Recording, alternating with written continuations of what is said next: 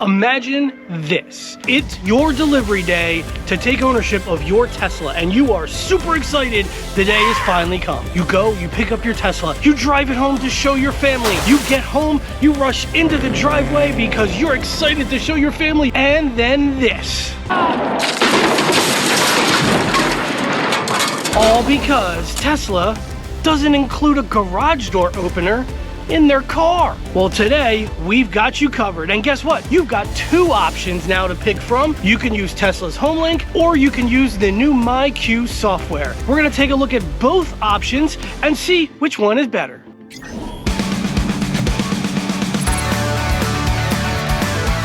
What's up, YouTube? Welcome back to the channel. Today we're going to take a look at both options that you have if you want to be able to open up your garage door automatically from your Tesla. Now, I'm going to give you a rant warning here because it still blows my mind why on a $60,000 car that's built on the entire premise of amazing technology and battery capability, why it just doesn't come standard with HomeLink. Literally every other car comes standard with HomeLink. It drives me absolutely insane. Nevertheless, we are where we are, and our beautiful Tesla Model Ys don't come with that ability. So let's solve the problem. Well, you've got two options. Number one is you can purchase HomeLink add-on. Now, HomeLink costs $350 if you purchase it through Tesla. You cannot get it added onto the car when you order it. They can't put it on from the factory. You're gonna have to get it done after the fact. But that $350 does include installation, and they do installation right at your house. It's pretty simple. It actually is about an hour-long appointment. We even did a video on it, the whole installation process and how to set it up. I'll go ahead and I'll throw a link to that video right here. It's one fee for that $350. It covers everything, and then you're good to go. But HomeLink does have some downfalls to it. In our house, we don't pull into our driveway forward. Michelle and I are both the types that just like to back into our parking spot. For some reason, HomeLink does not detect when you get to your location that you set if you back into it. Apparently, MyQ is able to do this. So I'm real curious to see after we set it up and we do the tests to see if that's gonna work. Now, let's take a look at HomeLink. After you get HomeLink, you buy it, it comes in the mail, you schedule your appointment with Tesla service. Tesla service comes out, they install it, they walk you through all the setup process. This is what your screen's gonna look like. You're gonna end up with this icon on your screen. That is the HomeLink icon. When you hit it, it'll open up your HomeLink garage options. Now, if you go into settings, you're gonna set up the door. You can program multiple doors with HomeLink. So you can set it where when it detects it, it'll automatically fold in your mirrors if you have a smaller garage. This is the automatic open when you arrive home, and you can set the distance in which it'll start to open it when it detects that you've reached that spot that you program it to. Auto close when you leave, and then the reset option, that's where you would program your specific spot in your driveway where you want it to recognize that you're home, and it opens and closes the door. Well, then down here, that's just an option. When it kicks on and off, it'll give you a quick chime just letting you know that it's actually operational. Now, in theory, if I go into drive, it should automatically detect where I am and automatically close the garage door for us. That's kind of where this typically falls short. But this is what it looks like with HomeLink. You can see down here, we have a new option. Thanks to the latest software update that came from Tesla, we now have the option to hook up and connect MyQ. MyQ is a technology that's available on a lot of newer garage door openers. Ours actually happens to have MyQ. We have a Chamberlain garage door opener. It's just kind of a standard one that we bought from like Lowe's, but it's Wi-Fi enabled. Now, don't worry, if you don't have one that's currently Wi-Fi enabled and have that ability, you can actually purchase an add-on. It's a little tiny unit that you can plug into your garage door that will turn your garage door into a Wi-Fi enabled MyQ unit. It's available for like $40 on Amazon. I'll see if I can find a link to the one on Amazon, and I'll throw it down below in the description if you want to pick it up. But it literally will just make your garage door a MyQ Wi-Fi enabled one, even if it's not, even if it's an older one. MyQ is not free. You still have to pay for the service. It's a service plan. Now, it gives you a 30-day free trial option, so you can kind of test this out and see if you like it for 30 days. The options that you have for the service plans are you can do 1 year for $45, you can do 5 years for $179, or you can do 10 years for $299. We're gonna go ahead and we're gonna walk through the connection to link our MyQ because we actually haven't done this yet. To do this, it's supposed to be very simple. simple. The first thing that you have to do is you have to make sure that your MyLink is set up on your phone. It's a quick app that you have to do. It's very easy and very simple. Here's mine. It has Christopher's home up here, our garage door. We can hit that button that's on there and it'll automatically open up our garage door for us. Once you have the app installed on your phone and you've set up an account on MyQ and you're good to go and everything is working on the app on your phone, now you're gonna go to step 2, which is connecting it to the Tesla. Connecting it to the Tesla is as simple as hitting this button and it's gonna give us a QR code. We're gonna go ahead and scan the QR code. Add my MyQ connected garage to the Tesla. So I'm gonna go ahead and sign in. Step 1, authorize your Tesla to access it, which we just did. Step 2 is activate the garage plan, and that's when we have to pick which plan we wanna go with, and then we can start our 30-day complimentary trial. So first thing we're gonna do is authorize it. All right, there we go. We have to activate our trial. We should be good to go. I hit this finish button and we should see it update right on the screen. Oh no, it said it didn't link. Why not? Let's try the process again. Authorize. Maybe that's a step that got a little mixed up. It's saying that we got an error again. I don't know why. I didn't have a credit card hooked up to MyQ account. So I'm wondering if maybe that is why it wouldn't let it connect. So let's try it again. If you can't get to it from up here, like if you already don't have that button up here, how to access this is you actually just go to your car button, go down to locks, and then you're gonna go down to HomeLink and MyQ. So it says we're connected. Let's go into the settings for MyQ. Oh, it does have us hooked up. Maybe once I added the credit card, it went ahead and got us all connected. You'll see it looks identical to HomeLink. It's actually set up like the exact same way. It imported automatically the name of the door that I have programmed in my MyQ account. Here's set the garage location. So we're gonna go ahead, we're gonna set that. We're gonna go ahead and we're gonna hit auto open when arriving. It defaults. It's saying this again. What is going on? It's saying that we're at 70 feet. So I'm gonna go ahead and leave that as the default. We want it to auto close when we leave. Auto fold mirrors, because we don't park in a garage, we don't need it. We're gonna leave that go. I am gonna check off chime so that way we know whether it works or not. So let's test it. Let's hit open garage and see what happens.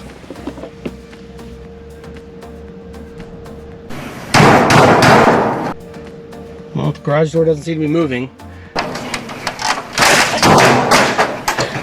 This seems to be thinking, and it keeps saying it could not connect to the account.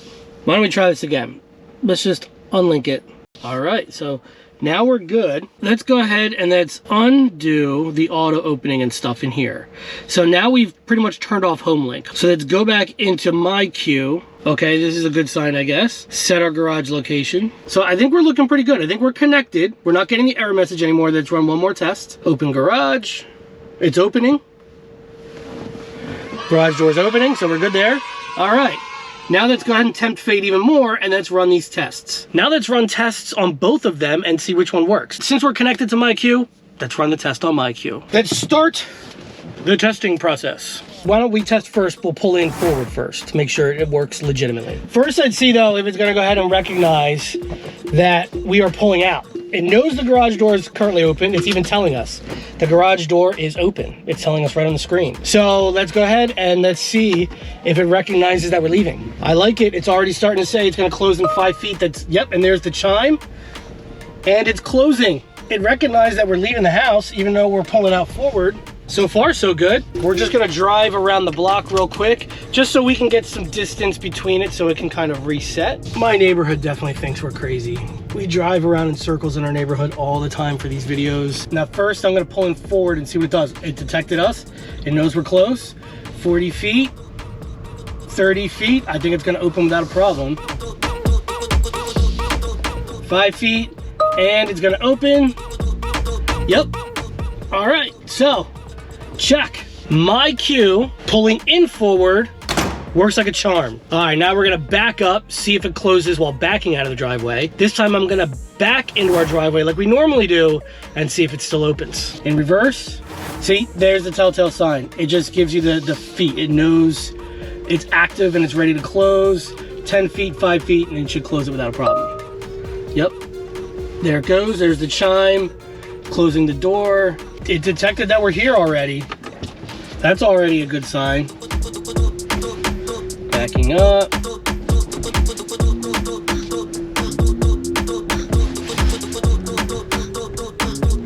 And ding! MyQ comes through with the win. I'm impressed. Our HomeLink has never done that. MyQ seems to hit the home run. What do you think? No tricks required. Usually with HomeLink, I'm tricking my system all the time. Yeah, it's kind of frustrating. It's a total third world problem. Before you all start beating us up on that, we know. We acknowledge that, totally. that this is a third world problem to have. But if you have... You're paying for something, though. You're paying several $100s. You would think it would work right. Exactly. It's the principle. Whether you pull in forwards or whether you pull in backwards, MyQ is going to work. Let's go and show what HomeLink does and see if HomeLink is still going to be all busted. So we're going to go into our settings for MyQ. We're gonna just turn off the auto open, turn off the auto close. So now it's on manual only. Let's go into HomeLink, go into our garage.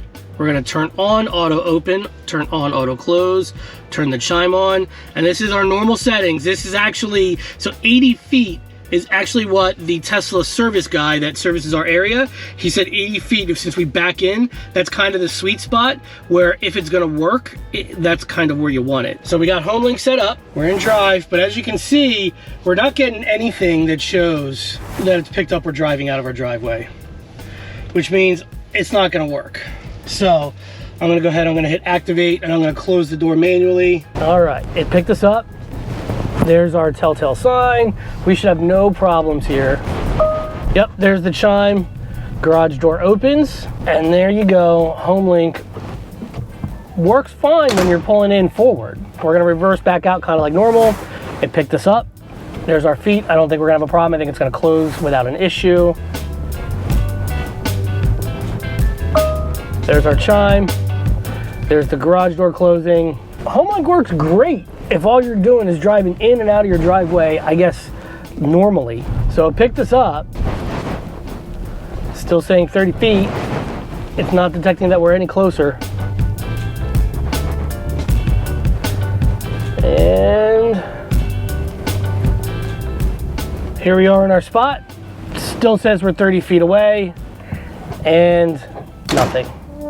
I'm in park right now because we just got back. But if I go ahead and throw it in the drive, now it chimes. And now it goes ahead and it opens up the garage door. For such a smart car, this seems like an easy problem that could be fixed with an over-the-air software update. Probably some kind of programming update. Yeah, well, there you have it. 2 ways to set up operating your garage door with your Tesla. I know that this sounds so crazy that we even have to do a video on this. It should just come standard in the car, but we kind of are where we are with the situation, so we're here to help. So to recap, your 2 options are, number 1, HomeLink. HomeLink costs $300. It's a one-time charge, and that's it. You schedule Tesla service to come out. They will go ahead and they will install it into your car, and you're all set. HomeLink works great if you pull forward into your driveway, but if you're like us and you back into your driveway, you're gonna have to expect to kind of do it manually on your own. But it'll still work. Or you have the option to go MyQ, which requires a subscription for either 1 year, 5 years, or 10 years, depending on